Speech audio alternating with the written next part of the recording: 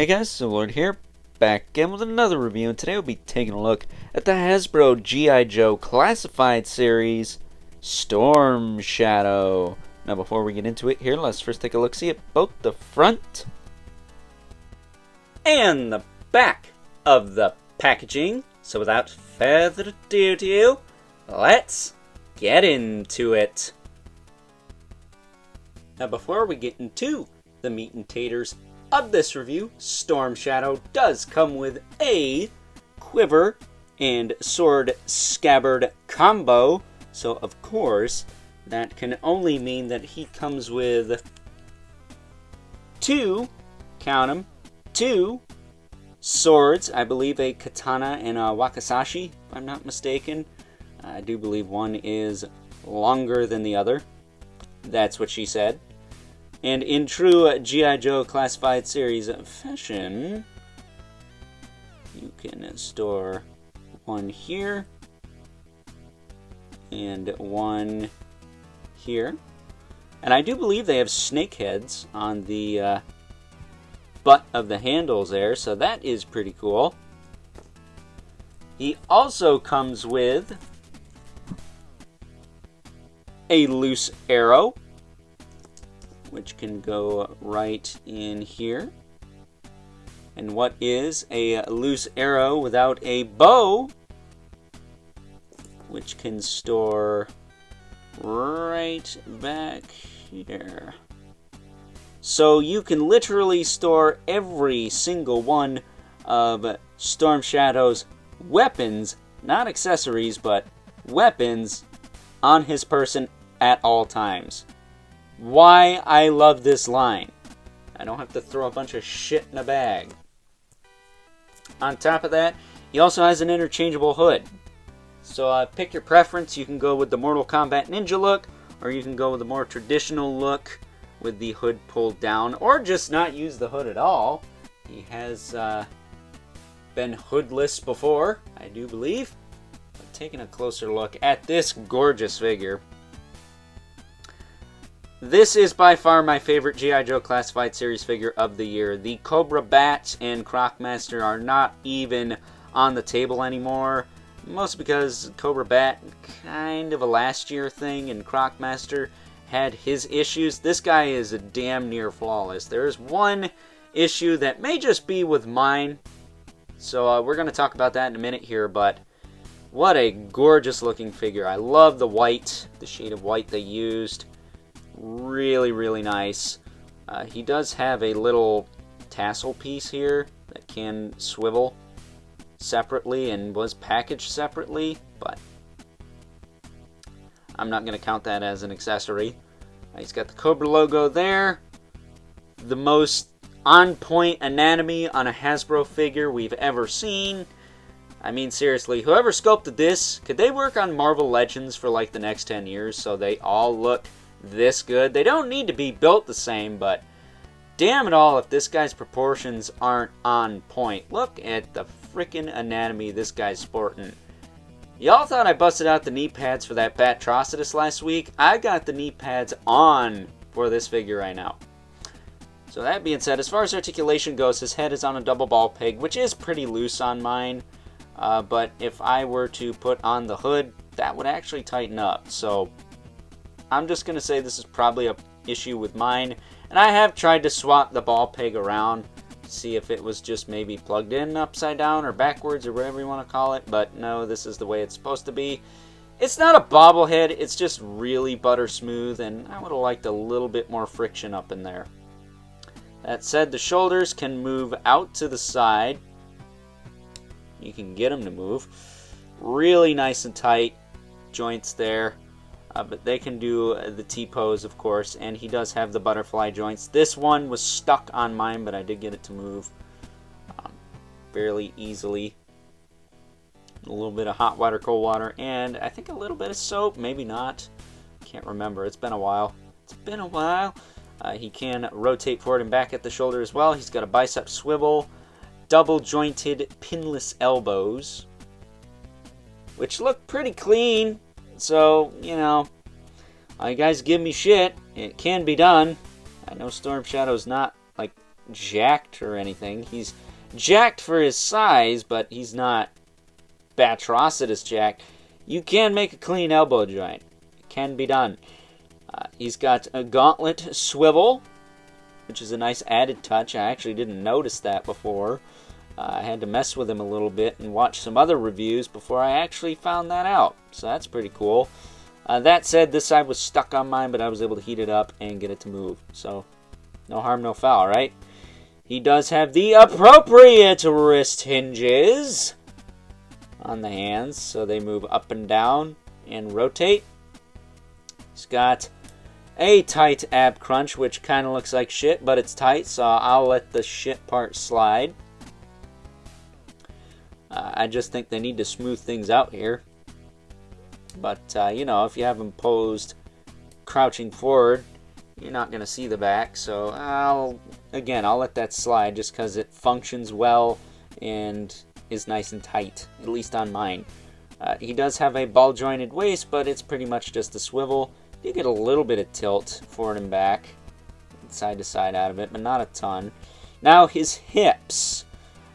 He's got the drop-down hips going on. Okay, and this is a floaty belt piece, by the way. It's not glued in place, but you could do that if it gets on your nerves. He's got the drop-down hips, and for the most part, they're tight on him. They're not too bad. But I will say this hip, the right hip on mine, I don't know if you guys can see this at all, but there is a little nubbin there. A little nubbin of plastic right here. So this has a tendency to get caught on the diaper piece. Now, I don't think this is a major issue. I feel like this is just either part of the sculpt or just an issue with mine. I could easily go in there with some sandpaper, sand that down, and everything probably be hunky-dory if I'm being honest. Because looking at this side, popping this down, rotating this around, this does not have that little, I don't know what you want to call that, indentation going on. It doesn't have this little high-rise piece going on here. So I could have this sanded down and whatnot, but I think it's meant to be a wrinkle in the pant leg. That's why I'm probably going to just leave it alone. But I will say, if you try to do this and this, it is a little tricky to get that back in there. Just be diligent. Don't force it. If it doesn't go, don't push it. You could break the hip joint if it's too stuck. I loosen my hips up with some hot water, cold water, and some lubricant, aka hand soap. So my hips are not stiff enough to where this is getting stuck. But I will say his hips were a bitch to move, for lack of a better term, fresh out the package. So be careful with that. You don't want to break your toys, especially not a toy as awesome as Storm Shadow here. That said, these aren't the worst hips I've ever had on one of these. I think that goes to Cobra Bat was kind of a bitch too. Probably some of the earlier ones where they had that click. I think my Zartan's a little bit worse than this as far as the tightness is concerned. I like that they're tight, but I don't want to break my shit, dude. That said, he does have a thigh swivel, double jointed knee, which works really well and looks okay. It's hard to do double knee on a pant sculpt like this where it's got some baggage towards the shin there, which he does have, calf cut. And then his feet can hinge back and forth with a rocker. And both hinges move pretty easy. So that's nice. He's got peg holes at the bottom of the feet as well. I didn't show you the hip range. You can kick out to the side pretty well. Back down. Again, this is kind of a bitch to do. Then he can kick forward and back. That said, I think the pins on these are shorter or thicker, so they don't feel quite as fragile. I don't feel like I'm putting a lot of pressure on those pins. That, and I will say, if you want an easier way to do this, drop it down all the way, push this in, push it back up. It's fairly easy to straighten everything out that way. That said, I also forgot to mention this is a Floaty Belt piece as well. This thing on his torso here. And there is a peg hole on the back for his quiver, which I'm going to just take the bow off for right now because it does kind of just fall off. It's not the tightest fit, but I do believe there is a peg hole on this belt. Yeah, if I can find it, I will attach this thing to the back. This is what happens when you give a visually impaired person accessories that peg onto the back of a figure. Can't find the hole. That's what, well, that's what I said. Turn the lights on, bitch. Either way, you can store all of his weapons on his back. Should also be worth noting there is a little clip on the bow for that loose arrow, so you can do that as well. I love this figure, man. Despite the weird hip thing on mine, I don't know if that's just mine or is a widespread thing. This figure is kick-ass. This is easy top 10 figures of the year, at least so far. He'll probably make it. He dethroned quite a few figures for me. He didn't dethrone Bane, but he dethroned Doctor Strange and everything Masters of the Universe. So, if you watch my top 10 figures of the year so far video that I posted earlier in the summer, well, actually late in the summer, you know damn well who is where as far as that list is concerned. And yeah, this guy's number 4, I think, if I remember correctly.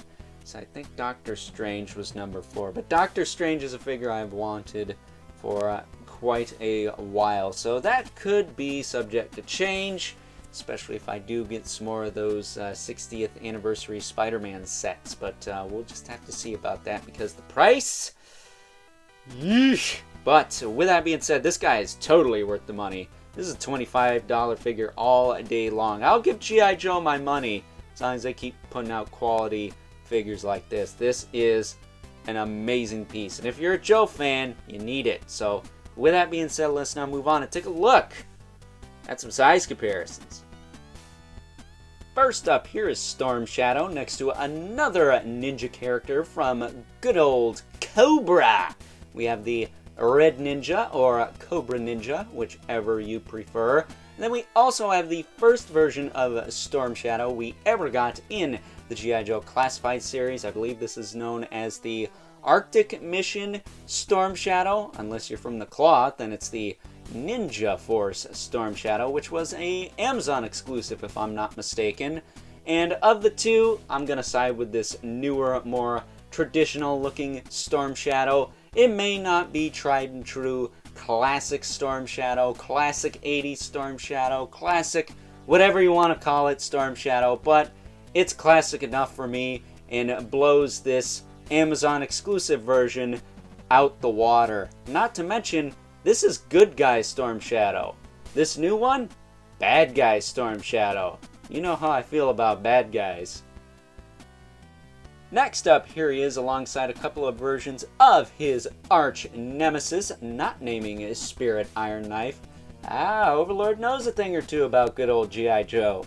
That said, we have both Ninja Snake Eyes and Commando Snake Eyes from the Alpha Commandos 2-pack with Timber. And of the two figures standing before you, I would have to say that the Commando Snake Eyes from a QC standpoint is the better of the two figures. That said, I still like my Ninja Snake Eyes and think I just got lucky with mine. He's not as loosey-goosey as some people's out there seem to be, but hopefully the Ninja Snake Eyes that is coming out with the more brightly colored Timber, either late this year or early next year, I'm not 100% sure on that, will remedy those issues. That said, just because I like bad guys doesn't mean I don't like good guys too, because I love me some Snake Eyes. For the record though, don't take those good guy, bad guy comments the wrong way. I don't want any weirdos popping up on my videos. And last, but certainly not least, we have our two regulars, the Mythic Legion's Brother Mandibulus, Beloved Spawn, who as usual, towers over everyone, even though I do believe that either Storm Shadow or Snake Eyes could hold their own in a fight against good old Al Simmons here, they're definitely not dwarfing him today. So with that being said, time to wrap things up with some final thoughts. Overall, and let's be honest here, if you don't already have this figure, you need this figure, because as I always say in my G.I. Joe Classified Series reviews, this is another fine addition to the G.I. Joe Classified Series line, and is the physical embodiment and proof that I don't hate everything Hasbro does. I hate almost everything the Marvel Legends line does. We are not going to talk about that Hell Charger right now. I'm going to wait to do that until the storm settles, okay? Don't worry, we will talk about it at some point. It's Ghost Rider. Yeah, I gotta have it, but that said, considering the fact that not only does the G.I. Joe team consistently pump out quality figures, they also did a very successful HasLab campaign this past summer with the Hiss tank, something I would have actually backed if I had the space and real estate for a piece like that. All I know is I can't say I've ever seen a HasLab worth the money more than that Hiss tank. And not to mention, this is by far Hasbro's best line right now. I don't think there's any other Hasbro line, shy of maybe Transformers, I don't know, haven't got a lot of the new ones, that is well worth the money outside of the G.I. Joe Classified series here. This is Hasbro's baby. I expect it to be good, and thank God it is. It was a little rocky at first, but now, with this figure in particular, dethroning a Marvel Legends that I have wanted for the longest time on my top 10 figures of the year list, should speak leaps and bounds of how good this line is, considering the fact that, much like when it comes to Power Rangers, I am not the biggest fan of G.I. Joe. I like the cartoon, I like some of the lore, but I did not care for the 3 3/4 inch line at all. Wasn't my thing, man. I am a 1/12 scale collector for the most part. You know, there is Ben 10 and all, but that's what got me into collecting in the first place, so take that for what you will. But with that being said, this is an amazing figure. If you don't have it already, you need to get it as soon as possible before it sells out, and it's going for a crap ton on the secondary market. So with that being said, I hope you guys enjoyed this review. If you are so inclined, please don't forget to comment, like, subscribe, and hit the bell so you know whenever I upload more reviews like this one. If you haven't already, please hit me up on Instagram at Overlord Productions. But as always, keep the comments civil, because the world sucks enough as it is, especially when every single property over at Hasbro isn't as consistent as the G.I. Joe Classified series. I mean, it's not perfect, mind you, but it's pretty damn good for the price point. And until next time, I'll catch you guys later.